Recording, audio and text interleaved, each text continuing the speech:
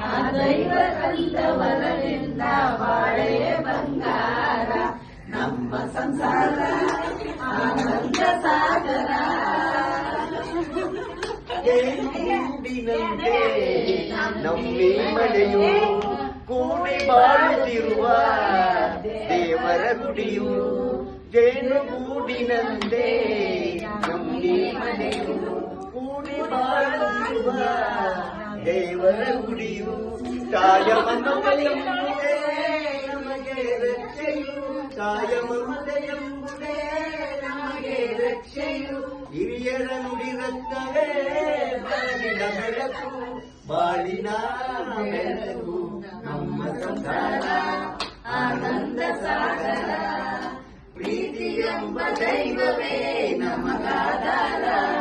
ಆ ದೈವ ತಂದ ವರದಿಂದ ಬಾಳೆ ಬಂಗಾರ. ನಮ್ಮ ಸಂಸಾರ